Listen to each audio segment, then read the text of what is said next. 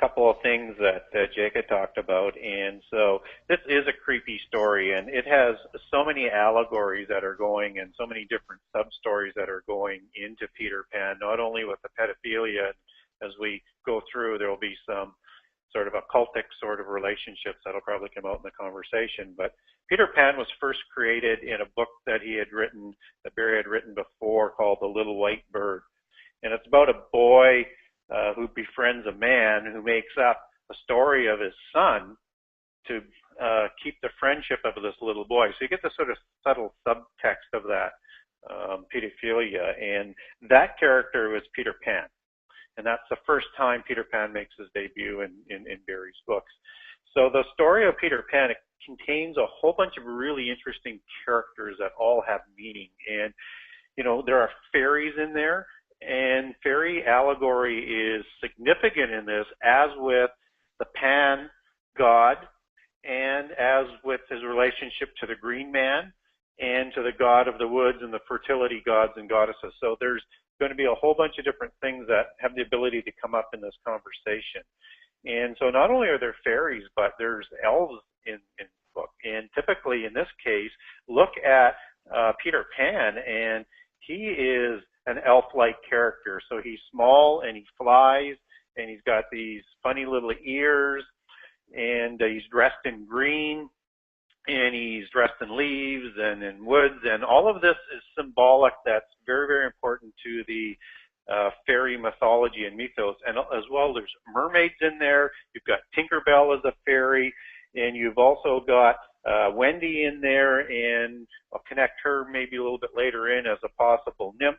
You have them going from this world to another world, which is like Anwin or the other world, or Tartarus, the Tuatha De Nan allegory that comes in, because that's all connected in this Celtic sort of mythology of fairies. And the Tuatha De Nan were the Nephilim fairy people, and they believe that they escaped to the other world. And so you've got all of these different allegories. And just as when I talk about Anwin, that's a Grail story, but all of the fairy and allegories are all mixed in through all of these different stories, because it's the same story all the way through.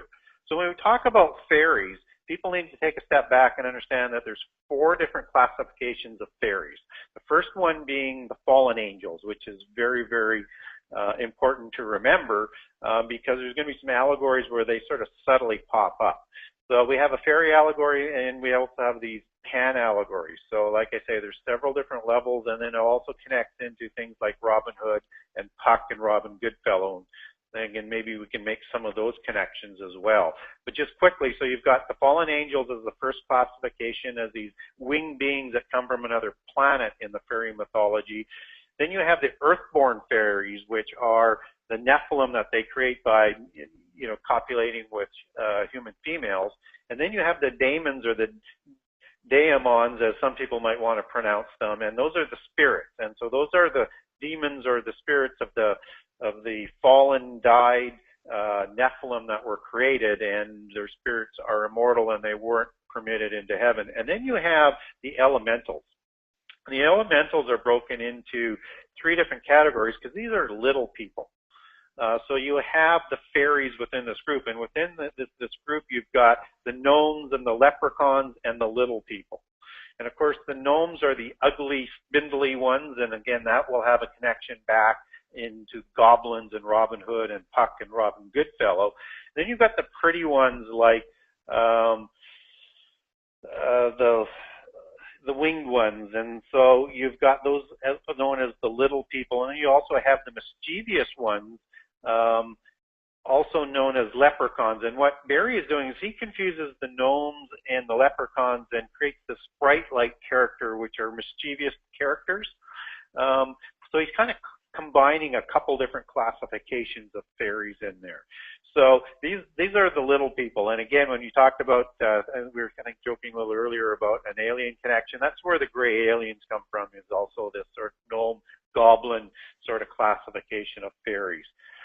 So introducing all of that, we also have mermaids, No problem. We also have mermaids, which, in case people don't realize, it's also part of the whole fairy mythos and allegories that are overlaid in there. So that's why you see some mermaids in there. And mermaids also connects us back to Robin Hood again with the Maid Marian. So Merry Maid in this case is the play on words for the Maid Marian. So that all connects back. Just as Peter Pan dressed in green is like Robin Hood, and where I'm going to link this back again, they're both known as the Green Man, and they're both linked to Robin Goodfellow, which goes back to Pan the god in Greek mythology as you trace this all back. But in Robin Hood, you have the Merry Men, and in Peter Pan, you have the Lost Boys. And they all represent a different type of meaning. So they're allegorical of different peoples. So you have like a little Native American in there, and you have all these different boys in there. And those are coded allegories if he's following the typical sort of encoded allegories that are in the fairy mythos that represent things to all of these sort of occultic people. So this Peter Pan, just right out of the gate, is absolutely loaded with fairy symbolism. And if we also look at what's going on with Captain Hook, and his arch enemy is a crocodile. And a crocodile in the ancient Egyptian religion and mythology was representative or another being, and a crocodile is very closely related to the serpent and the dragon, the pre-Eden serpent and dragon. When we start talking about the imagery of the serpents and the dragons, we're talking about Nephilim, what they looked like in the early generations, and their parents, the fallen angels. And this crocodile bites off the right hand of Captain Hook, which is really kind of interesting symbology as well, which I know I'm going a little bit further than on the fairy, but I just wanted to bring them in, is that you've got another analogy they like to use, and this is also in Robin Hood, where I believe what they're trying to do here is make Captain Hook God and the incompetent crew the priests of Christianity. And so when you have the crocodile as the arch enemy of God who bites off the right hand, so you have a seraphim going after the right hand of God, is a symbology that they're trying to either denounce or destroy the Son of Man or the Messiah. And when we also look at what they believe in their belief system is that Christianity and God are evil people trying to enslave humankind in the physical world and in ignorance, then you look at that whole world being enslaved by Captain Hook with the little people and the elves, and all of these different types of allegories sort of come together. So that's just kind of an opening volley on some of the fairy type of allegories that are in there. And when we talk about the Tuatha De Danann and Nephilim and fallen angels, understand that the Tuatha De Danann are the offspring of the fallen angels. They are the earthborn fairies, and the Tuatha De Danann were giants and Nephilim.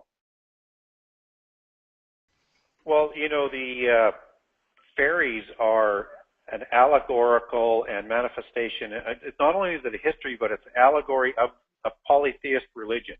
So if you're going to teach your children to believe in fairies, understand you're teaching them the doctrine of all the other religions that are out there in the world. No, I certainly don't think it is either. And, you know, I look at that as again, another connection back to the Greek god Pan, where a lot of times, as in Baphomet and sometimes with Azazel, you'll see almost two different genders being portrayed in this bull image or this goat image, in this case with Pan, so that there could be, again, a subtext that because it is Pan, of the Greek mythology, and that he was known to have sort of both genders, then I think that could be them sort of, again, trying to reflect that allegory from ancient history. Yeah, to me, it's more than coincidence. And, you know, maybe, I don't know whether you'd wanted to talk about it, Jake, but did we want to talk about who this Pan was so that people really understand what this imagery Okay, so Pan was this Greek sort of god, and he was in some legends known as either the son of Dionysus or Hermes or Zeus. But he was half man and half goat. So now you have, again, this sort of transhumanism sort of philosophy, or Nephilim philosophy, where DNA manipulation was going in, or they're having sexual encounters with animals, perhaps, I don't know. But he turns out to be this half goat, half human, and he flies around at night, and he plays a flute. And what he does is he flies around and he's seducing young women, very young women. And in this case, the connection would go back to Wendy as being this young teenager, or the May Queen, which is always a teenager. And again, the May Queen is very, very much part of this occultic ritual. And again, that plays identically in the Robin Hood scenario with Maid Marian as well. And so one of the connections that I find is rather interesting is that he flies around with an erect Peter, to use a euphemism as to what I'm talking about. And so I don't think that that's a coincidence that Peter Pan is named Peter Pan, because it's based upon this sexual predator going after young women in ancient times. And so I think Peter Pan is an absolute description of Pan the god. And this was a horned god, looked like a goat. He had pointed ears just like Peter Pan did. Was also the god of the woodlands, the god of grass and nature, just as Peter Pan, and same with the allegory into Robin Hood again. He flew at night like an oupier. And that's a night witch vampire. And again, Peter Pan flies, and he flies at night, and he goes to visit Wendy at night. So again, we're getting direct correlations here with Pan. And not only was he called an oupier, a night witch, but that is also connects back to the Tuatha De Nan as overlord, as Oberon, overlord, as you go through the linguistic translations. And who is Oberon? Oberon is king of the fairies that Shakespeare talked about. So now we bring in some more classics with Shakespeare. In Midsummer's Night Dream, Oberon is the king of the fairies. And Puck, or Robin Goodfellow, is the sprite or goblin that is serving the king of the fairies, Oberon. And of course, Robin Goodfellow, which is his more formal name for Puck in Midsummer's Night Dream and in other occultic literature, is, I just lost my train of thought there, but that he is somebody that is serving the king of the fairies. And again, this all connects back to the same imagery as in Robin Hood. So we have a whole bunch of different connections that's coming around. And not only are they connected by all of that, you talked about the flute. So Peter Pan plays a flute. I think it's absolutely related. Again, vampires don't cast shadows. And also when you talk about that sort of cross-sexual thing in terms of being played as a woman, typically the vampire is a male, but the female witch or night witch or the Lilith is sort of working in here. And again, that's where we're seeing both the fairy allegory and the dragon allegory and the bloodline of the Nephilim. That it's all sort of encased in this one individual. So I think there's a absolute direct relationship in there. And Shakespeare obviously knew all about this as well. Midsummer's Night Dream is absolutely loaded with fairies, just as there's another interesting name in there with Puck and Robin Goodfellow and the fairies is Titania, which is the wife of the king of the fairies. So again, all of this is just allegory upon allegory connecting back to what's going on in Peter Pan. Now also, yes, and Tolkien uses the Norse mythology on fairies, and that's why the fairies look a little bit different than in other fairy stories. And again, that all connects back, but understand that Tolkien was talking about before the flood. And he's talking about all these different beings that lived before the flood, including the Nephilim, and that they went away at the time of the flood, and we see that at the end in Lord of the Rings, where all of these beings are sailing away on a ship on the water, because now it's the time of man. So understand they're talking and carrying on the same sort of conversation that was being done in Peter Pan and all the other sort of classics in history that you go. I mean, when you look at, pick somebody out of the air like King Midas, you wonder why Midas is so popular. Shakespeare talked about him. He's very famous in so many different writings. Well, he was a partner and an aide to Pan, the Greek god. This is not coincidence. Just as Pan was a god, a fertility goddess, and why he played out his role in a very sexual nature, he was connected to Cybele, or some people will name him Rhea, and that was the daughter of Kronos. And also Cybele is connected to being a fertility goddess in the same sort of connection as the May Queen, and also referred to as another Isis. And she wore this Phrygian cap, this conical cap. And what's significant about that is very, very similar to the cap that the Pope wears today. And also Cybele is connected with the pursuit of liberty, which is also connected with Columbia and the District of Columbia and the Statue of Liberty. And Cybele was the statue or the woman that was used in the French Revolution imagery for the pursuit of their freedom in their revolution. So again, all of this just keeps coming back around.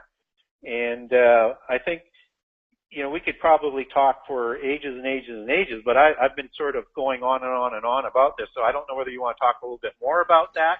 Yeah, and I think, and many people who know anything about this or dig deeper into the occult and the secret societies is that, and including the royal family, which there's incredible amount of speculation and rumor about pedophilia, that it's part of their occultic rituals that they do.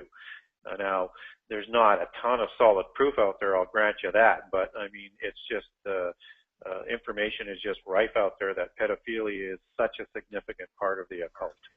Yeah, you know, you guys were mentioning the Lost Boys, and we were talking also about vampires and, you know, Peter coming for Wendy in the night and coming for a young teenager. Well, there's a movie that was out in the 80s, and I think they're doing a remake of it called The Lost Boys, and those are teenage vampires. So again, I think it's the same message sort of being repeated here. So I just wanted to interject that some of this just sort of just keeps going around and around and around, and they're always talking about the same sort of concepts. So I think you know, if people don't understand who Robin Goodfellow was, or Puck in Shakespeare, as you dig into the Peter Pan mythology, is they do connect Puck and Robin Goodfellow to being the same character as Peter Pan. And I think that is just so significant because, again, both of those characters are connected back to Pan, the god of ancient Greek mythology. Yes. So Pan, for Robin Goodfellow in Midsummer's Night Dream and in other incantations of it, is a sprite, which is, again, part of the same classification of fairies that I named earlier, who serves the king of the fairies. So, yes, is a servant to the king of the fairies. They're all the same pantheon, and they're all the same sun god religion that have the same roots. And that comes from a historical sort of investigative perspective, but it also comes back from a biblical perspective when you understand that the polytheist religions that all of these religions practice and the sun worship actually goes all the way back to Enoch the Evil, who was the creator of Sabaeism or sun worship and is very much a solar deity. And again, if you look at Peter Pan being reflected in this, he's flying around the sky, which is, again, always sort of kind of symbolic of a sun god. And so Enoch the Evil, as he created all of his knowledge and wisdom, and the original religion of the antediluvian epoch created a sun god and a bull cult that immersed all of the mysteries and all of the ancient knowledge and created the secret societies. And all of that was perpetuated. And as Hermes rediscovers the two pillars and all of the information that from Enoch the Evil and the information created by Lamech's sons and daughters in preparation for the flood, and it was all stored into these vaults. He got directions to get this information and just started the new religion, this new sun worship religion in Babel. And then when you have the confusion of languages, you have Nimrod moving on to continue this religion in Mesopotamia, and Hermes goes over to Egypt with Mizraim and Ham, and you start the Egyptian religion all over again. And again, historical records will show that this religion of Chaldea went to India and then China to start Buddhism and Confucianism and all the other religions of the East. So yes, it is the same religion. It is the same God. They have different vernacular names.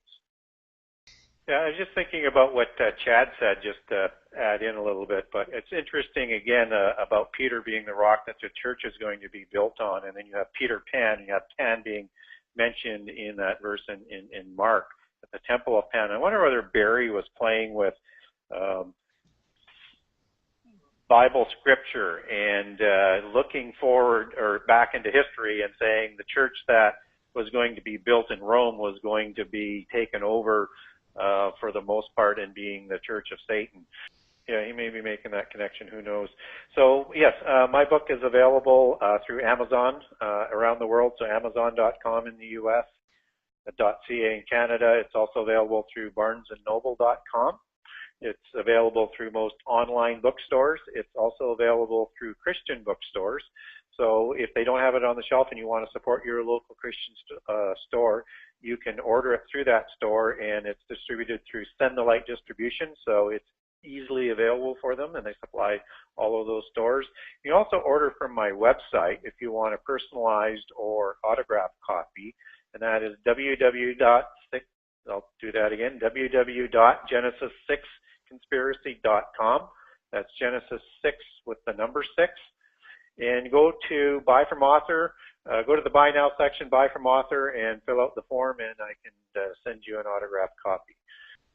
Yeah, I mean, there is a lot of talk about portals being opened up there and how many Baal or Baal-type temples are going to be opened up that are going on. I mean, I don't think so. If there's going to be a portal opened up, I'm still putting my bet on with CERN.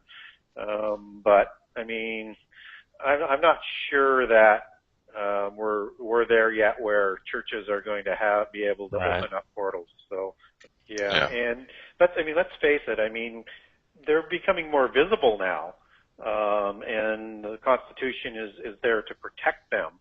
But they've been able to worship and have their churches and things in private in the West, and when not in the West, they've had their churches and their temples, whatever they want to call them, for thousands and thousands of years. So to me, it's just, okay, it's more visible, but it's just another polytheist church. Yeah. I was just, sorry to interrupt again, I was just thinking about Chad's comment, because he's so on top of things, and I didn't mention it earlier, but maybe, again, this is part of the connection that Chad was driving at, is that Pan is looked at as the devil in a lot of its sort of genitive sort of meetings, as this cloven-hoofed, horned goat devil, and Pan is sort of an image of the devil and considered the devil. And so if that's the case, then Jesus is declaring he's going to build his church with Peter going forward on that rock, and he's also basically telling that to Lucifer, that